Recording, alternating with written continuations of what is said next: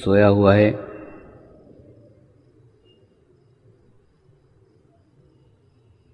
उसे जगाया जा सकता है।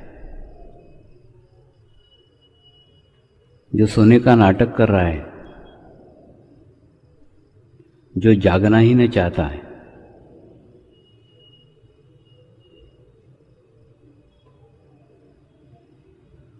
उसे कैसे जगाया जाए? जागना तू भी चाहता है, जागने के लिए ही तेरा जन्म हुआ है।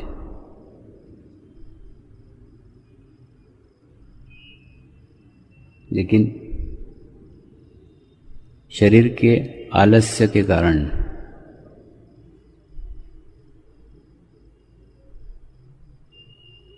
शरीर के दबाव के कारण, शरीर के प्रभाव के कारण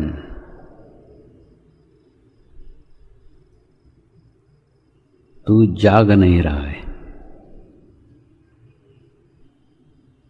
जाग जा लाला, जाग जा। आज सद्गुरु तुझे जगाने तेरे दरवाजे पे आया है। इतना अच्छा अवसर तेरे जीवन में न पहले मिला न बाद में मिलेगा। आज अगर चूक गया तो यह अवसर तेरे जीवन में फिर कभी नहीं आएगा।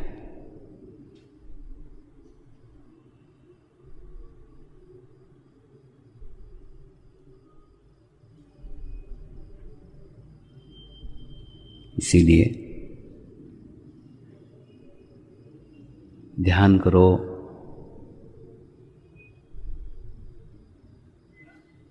मेडिटेशंस करो, ताकि आपका चित्त भीतर की ओर जा सके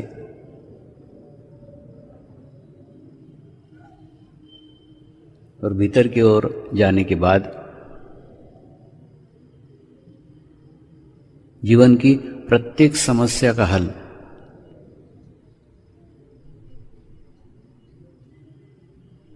जीवन की प्रत्येक घटना का हल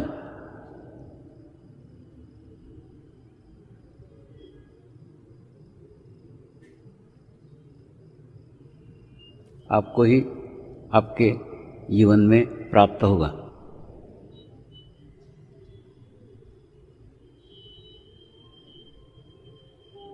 जीवन में कभी भी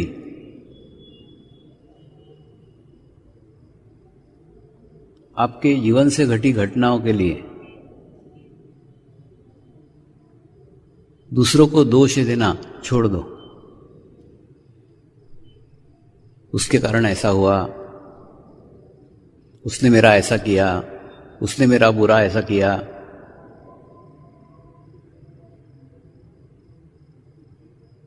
अगर ध्यान करोगे, मेडिटेशंस करोगे तो अंतर्मुखी हो जाओगे। आपको किसी ने थप्पड़ भी मारा तो आप सोचोगे इतने सारे करोड़ों लोग दुनिया में हैं, इसने थप्पड़ मुझे ही क्यों मारा, मेरे में ही क्या दोष है।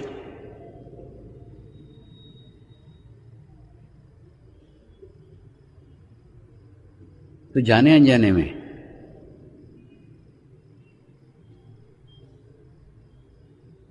आपका चित्त आपके ही दोषों के ऊपर आना शुरू हो जाएगा।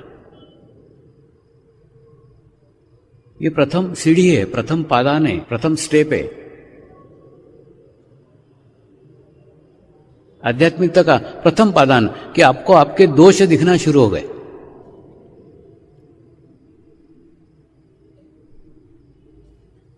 इसलिए दिखना चालू हुए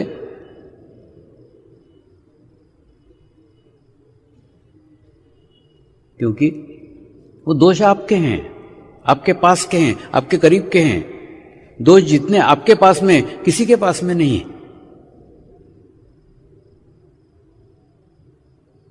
ये प्रथम पादान है कि आपको आपके दोष दिखना शुरू हो गए। एक इंजीनियर 1 साल से आश्रम में सेवा दे रहा था।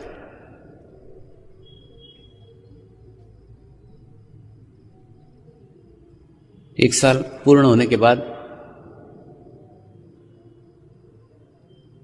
मैंने उसको कहा, अब तू संतुलित हो गया है, तू बैलेंस हो गया है, अब जाके समाज में कार्य कर।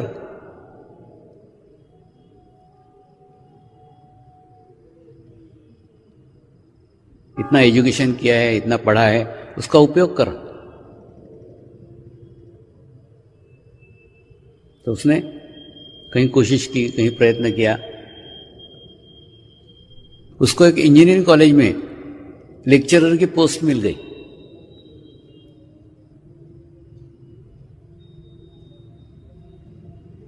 उसके बाद शिक्षक दिवस के ऊपर मेरे को मिलने के लिए आया।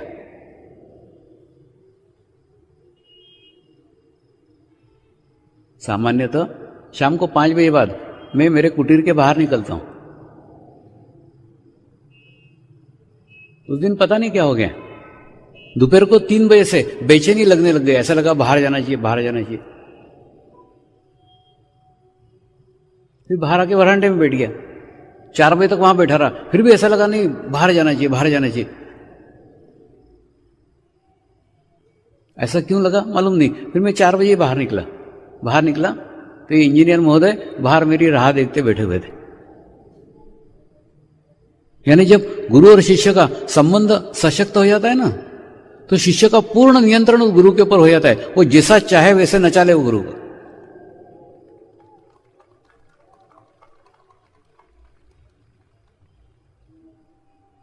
तो मेरा टाइम छोड़ करके, मेरे नियम छोड़कर मैं बराबर 4 बजे बाहर निकला, मिला, बातचीत किया, खुश था, प्रसन्न था।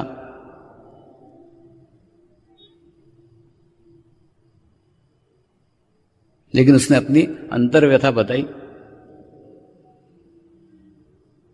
स्वामी जी, मैं 1 साल आश्रम में रहा हूं, लेकिन फिर भी मेरे पे सुधार नहीं आया है, मेरे में बदल नहीं आया है।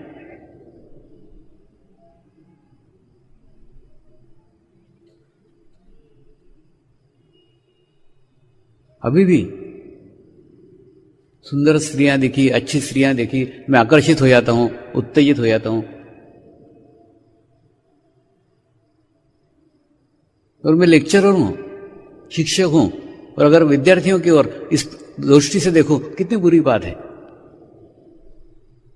जानबूझ करके आपके सामने दोष रख रहा हूं और इच्छा कर रहा हूं कि मेरा ये दोष दूर हो जाए।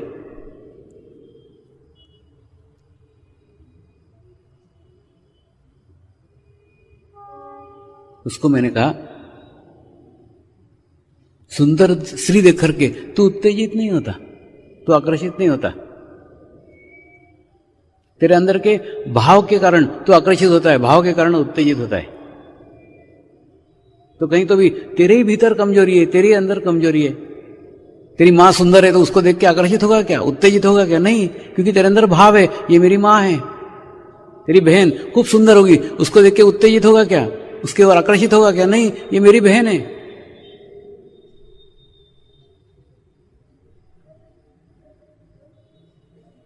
तू तेरे अंदर के भाव को बदल ले, भाव को चेंज कर, अपने भीतर का भाव बदल जाएगा तो बाहर सब कुछ चेंज आ जाएगा, सब कुछ बदल जाएगा।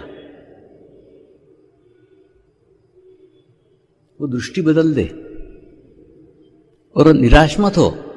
तुझे आज तेरा दोष समझ में आया है, तेरे को तेरी बुराइयां समझ में आई है, आज एक ना एक दिन सुधरेगी, एक ना एक चेंज आएगा। सबसे पहले आपको आपके दोष दिखना चाहिए। हमको हमारे दोष इसलिए नहीं दिखते क्योंकि वो देखना ही नहीं चाहते हम। उसने मेरा ऐसा किया, अब हम तुरंत उंगली उसकी तरफ उठाते। लेकिन जब एक उंगली किसी के ओर उठा रहो तो बाकी की चारों उंगलियां अपनी ओर है ना।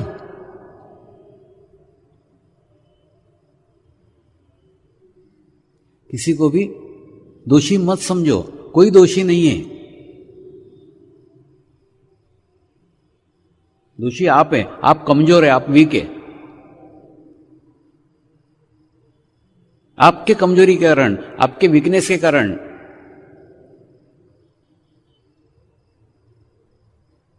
यह घटना घट पाई।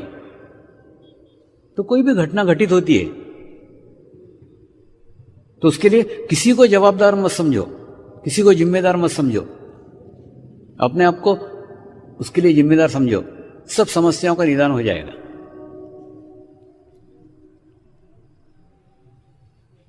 और कई बार हम बोलते हैं मुंह से पूर्ण समर्पित है, स्वामी को पूर्ण समर्पित है, गुरु को पूर्ण समर्पित है, भगवान को पूर्ण समर्पित है।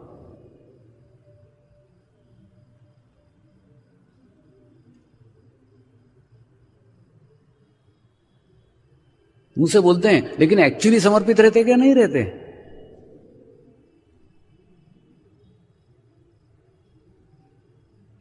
आप आपके प्रार्थना को भी शुद्ध नहीं रखते।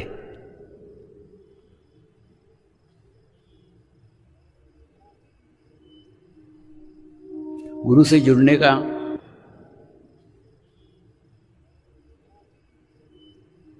एक अच्छा मार्ग प्रार्थना है। प्रार्थना से आप शुद्ध भाव से जुड़ सकते हो, लेकिन वो प्रार्थना भी शुद्ध रहती क्या? नहीं, उसमें भी अपनी इच्छा लपेटी देते हो।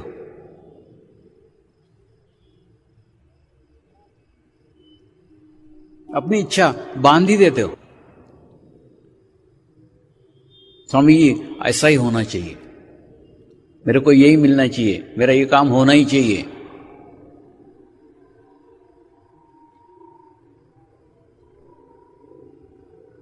तो एक बार होता है, दो बार होता है।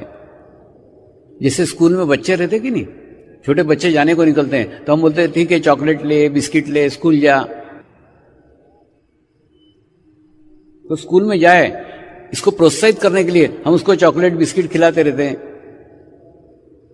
लेकिन आजकल के बच्चे ऐसे बदमाश है, चॉकलेट खा लेते और स्कूल नहीं जाते। यानी एक बार कार्य हो गया, दो बार कार्य हो गया, तीन बार कार्य हो गया, तेरी इच्छा अनुसार हुआ, तूने जैसा बोला वैसा हुआ, तूने जो मांगा वो मिला। एक बार मिला, दो बार मिला, तीन बार मिला, बहुत हो गया ना। कितनी परीक्षाएं लेगा? तीन बार मिलने के बाद में कम से कम तेरी ट्यूबलाइट जलना चाहिए कि ये वो स्थान है जहां जो मांगो वो मिलेगा।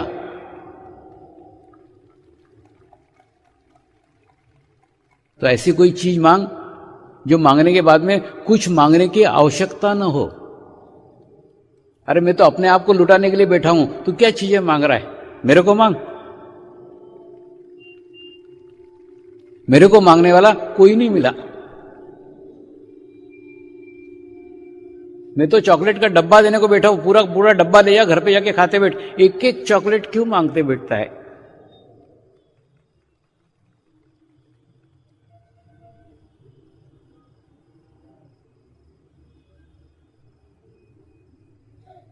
ऐसे मांगने वालों से मैं भी परेशान हो गया। मैं सोचता हूं एक बार होगा, दो बार होगा, तीन बार होगा। तीन बार में तो कम से कम समझ लेना चाहिए क्या मांगना चाहिए।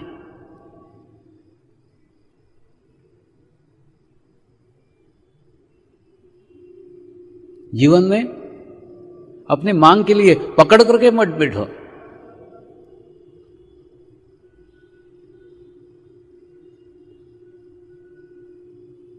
अड़ेल रवैया नहीं चाहिए।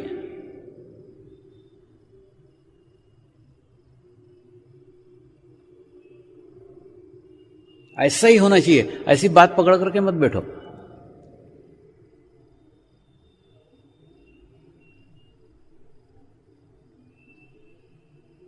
क्योंकि पकड़ करके बैठने में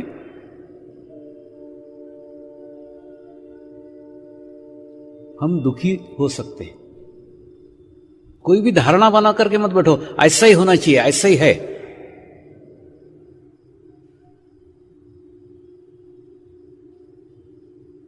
तो वास्तविकता को ग्रहण करने में तकलीफ हो सकती है, परेशानी हो सकती है।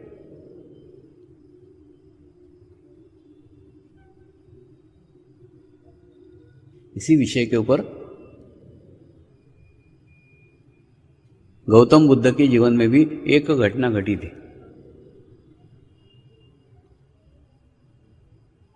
एक बार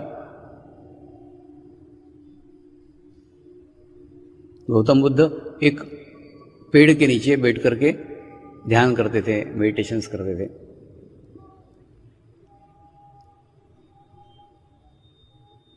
उनके पास में उनकी कुटीर थी।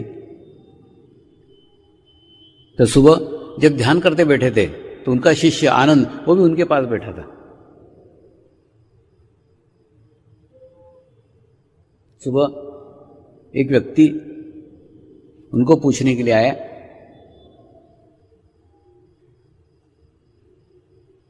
परमात्मा है क्या?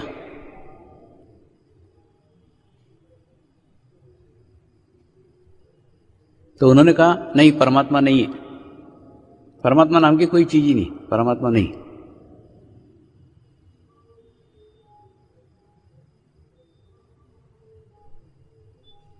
दोपहर के समय फिर एक व्यक्ति उनके पास मिलने को आया और उनको पूछा, परमात्मा है क्या? उन्होंने कहा हां, परमात्मा है।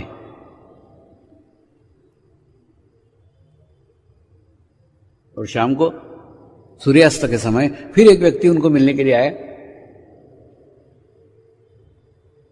और उस व्यक्ति ने पूछा, परमात्मा है क्या? तो गौतम बुद्ध ने कुछ भी जवाब नहीं दिया, कुछ भी उत्तर नहीं दिया, आंखें बंद करके शांत बैठ गए। वो व्यक्ति भी आंखें बंद करके थोड़ी देर शांत बैठा, गौतम बुद्ध को नमस्कार किया और चला गया। पास में जो उनका शिष्य था आनंद,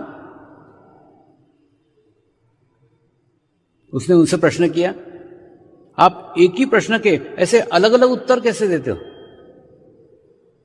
किसी को कुछ बोलते हो, किसी को कुछ बोलते हो, किसी को कुछ बोलते हो, तो सच क्या है?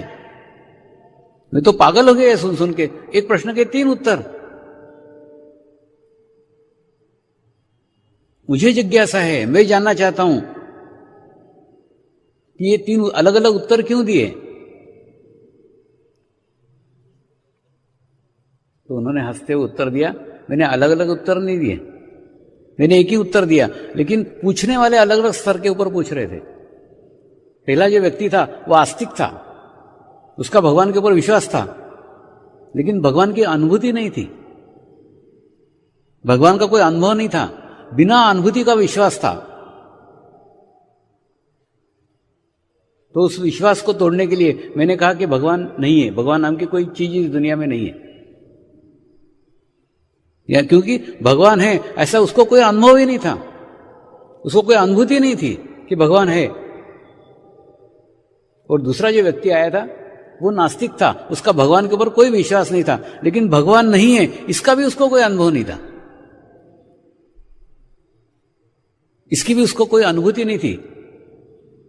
बिना अनुभूति के वो कह रहा था कि भगवान नहीं है। इसलिए उसकी उस गलत धारणा को भी तोड़ने के लिए मैंने कहा भगवान है,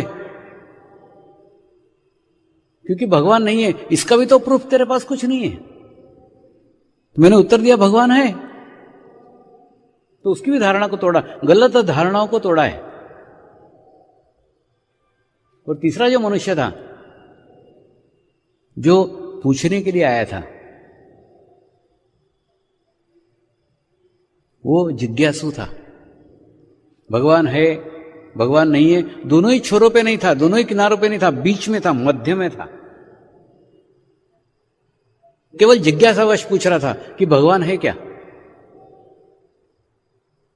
तो मैंने उसको संकेत किया, आंखें बंद करके मैं मौन हो गया, मैं अंतर्मन में चला गया और उसको भी संदेश दिया, अंतर्मन में खोज, परमात्मा तेरे ही अंदर बैठा हुआ है।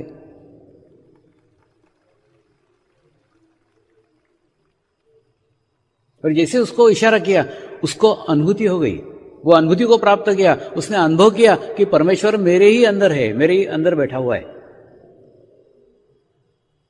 और वो गौतम बुद्ध को नमस्कार करके चला गया।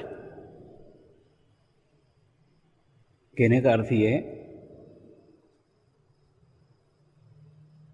कि सबसे पहले अनुभूति को प्राप्त करो। भगवान है या नहीं है वो विषय बाद में है, पहले जिज्ञासा लाओ, अनुभूति को प्राप्त करो, फिर अनुभूति के आधार पे आप आपका निर्णय पे पहुंचो है या नहीं है।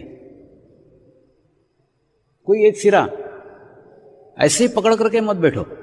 जैसे कल्पना करो आपने एक सिरा पकड़ा कि मुझे यही कार्य करने का है, मेरे को एक कार्य करना ही है, ऐसा करके ये सिरा पकड़ के बैठे, ये सिरे पे बैठ गए, यही कार्य करने का, ऐसा होना ही चाहिए। करते ना साधक लोग, मेरे पास चिट्ठियां भेजते, स्वामी ये होना ही चाहिए, मेरे को मिलना ही चाहिए।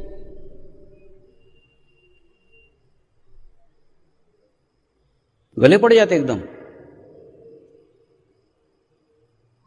और जब ये कोने पे नहीं मिलता, मन माफिक नहीं होता, फिर ये कोने पे आना पड़ता है। तो बहुत बड़ी यात्रा हो जाती है, इस कोने से इस कोने तक, ये सिरे से इस सिरे तक पहुंचना पड़ता है। ये सिरे पे मिलता है, ये सिरे पे नहीं मिलता है, तो मिलना ही चाहिए। ऐसा करके जब यहां पकड़ करके बैठते हो तो पूरी यात्रा करना पड़ती है, यहां से यहां तक।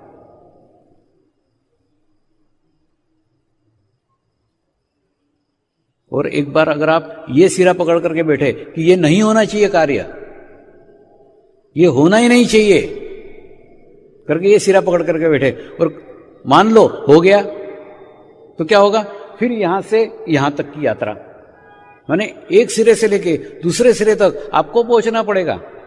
और बहुत पीड़ादायक है, बहुत तकलीफदायक है। अपने मन के विरुद्ध में, अपने इच्छाओं के विरुद्ध में, अपने आकांक्षाओं के विरुद्ध में इस कोने से इस कोने तक पहुंचाया जाए, बहुत तकलीफ होती है, बहुत परेशानी होती है, एक एक पल भारी हो जाता है।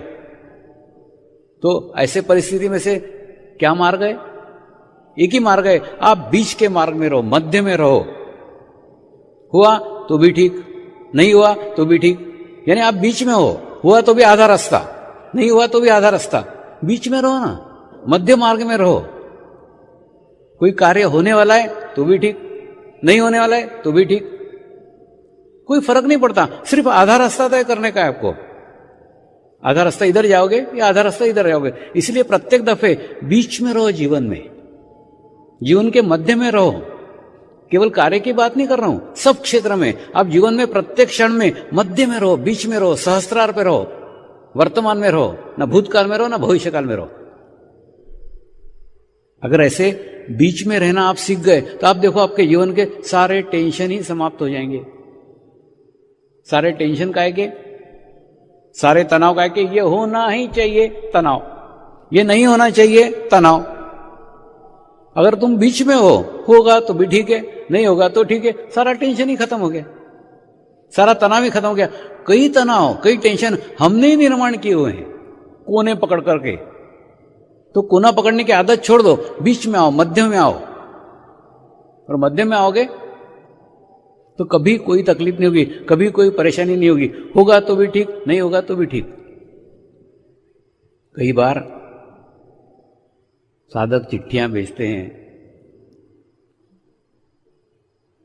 प्रार्थना धाम में लिखाते हैं, गिड़गिड़ाते हैं, स्वामी जी ये मेरे को मिलना ही चाहिए, ये मेरे को मिलना ही चाहिए, बार बार बोलते हैं, मेरे लिए प्रार्थना करो, ये मेरे को मिलना ही चाहिए। और मेरी स्थिति तो वो माँ जैसी हो जाती है। फिर जैसे आपने देखा होगा ना, पहले छोटे छोटे पत्थरों के खिलौने आते थे, छोटे बच्चों के खिलौने भी पत्रे के। तो माँ जब किसी अपने बच्चे को किसी पत्रे के खिलौने से खेलते हुए देखती थी तो तुरंत उसके हाथ में से पत्रे का खिलौना छीन लेती थी।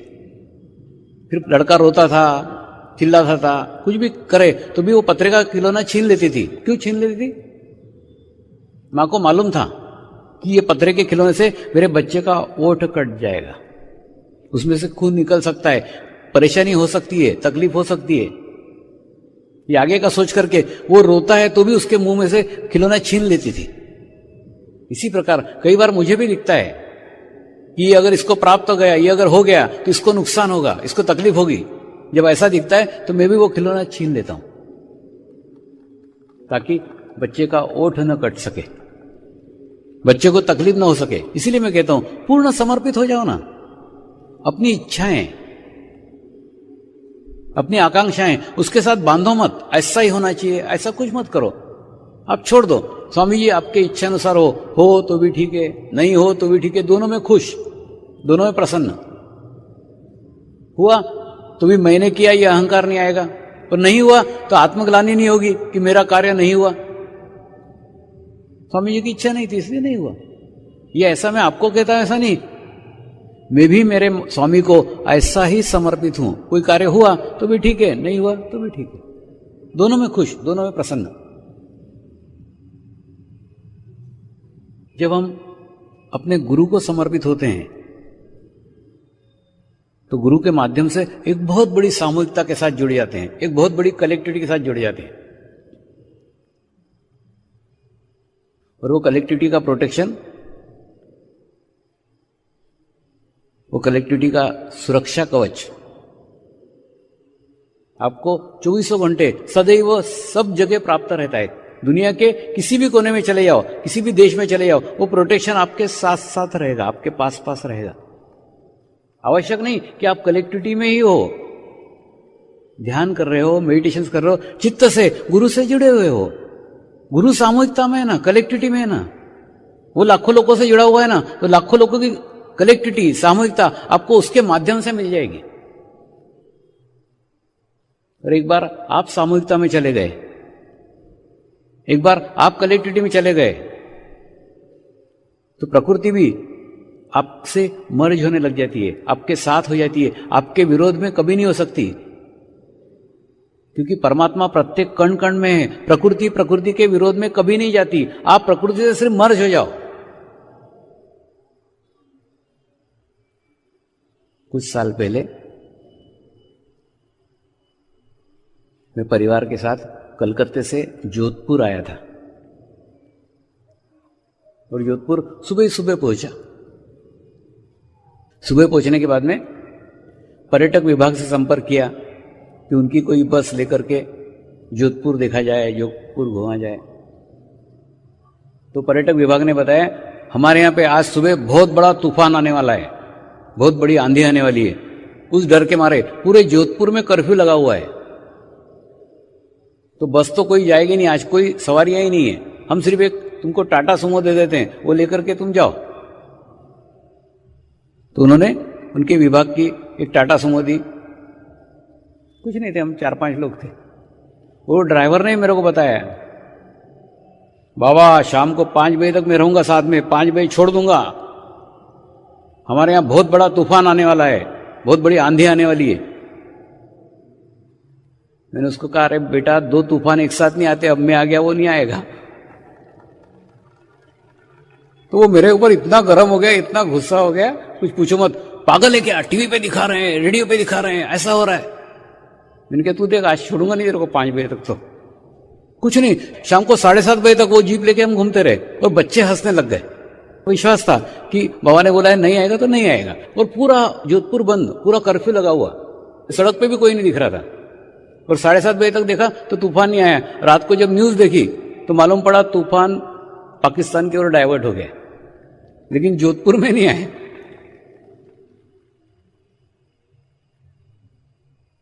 ऐसी की ऐसी घटना जापान में भी हुई थी। जापान में ओसाका के अंदर एक रिसोर्ट के अंदर 3 दिन का रेसिडेंशियल शिविर था। आखिरी दिन मैं सबको ऐसे मैदान में लेके बैठता हूं, और मैदान में लेके बैठकर कुछ प्रैक्टिकल अनुभव कराता हूं, पत्थर के वाइब्रेशंस फील कराता हूं, कागज के फील कराता हूं, या मैं एक आधी जगह खड़े रहता हूं, मैं बोलता हूं मेरे तरफ आओ, तो मेरे तक नहीं पहुंच पाते कई लोग, ऐसे रास्ते में ट्रांस में चले जाते। उसके लिए बहुत बड़ा गार्डन लगता है, बाहर खुला चाहिए रहता है। तो ऐसा तीसरे दिन वो कार्यक्रम था, और उसके एक दिन पहले सब जापान के साधक चिंतित हो गए, स्वामी जी कल तो हमारे यहाँ बहुत बड़ा तूफान आने वाला है। तो कल वो अपना जो बाहर का गार्डन का कार्यक्रम है वो तो नहीं हो सकता, आउटडोर तो हो ही नहीं सकता, अपने को किसी हॉल में करना पड़ेगा। मैंने उनको बोला नहीं चिंता मत करो, होगा, कल वहीं बाहर ही होगा। तो उनके यहाँ टीवी पे अनाउंसमेंट चल रहे थे, रेडियो पे अनाउंसमेंट चल रहे थे कि कल तूफान आने वाला है, सब मार्केट बंद रखो, ऐसा रखो वैसा रखो। और मैं उसको सीरियसली नहीं ले रहा था, लेकिन वो बोले देखो हमारे यहाँ ना कभी भी जजमेंट करते हैं, जो बताते हैं वो कभी गलत नहीं होता। मैंने उनको बोला इस बार होगा। कुछ नहीं, दूसरे दिन मस्त झकास धूप खिली हुई थी, अच्छा वातावरण था, हमारा सुबह का सेशन बहुत अच्छा हुआ, बाहर गार्डन में हुआ, कुछ नहीं आया, कोई तूफान नहीं आया, कोई आंधी नहीं आई, कुछ नहीं आया। और रात को फिर उनके टीवी के ऊपर दिखाया गया कि ओसाका की तरफ जो तूफान आ रहा था वहां एक इलेक्ट्रोमैग्नेटिक फील्ड निर्माण हो गई थी, उसके कारण वो पास से गुजर गए।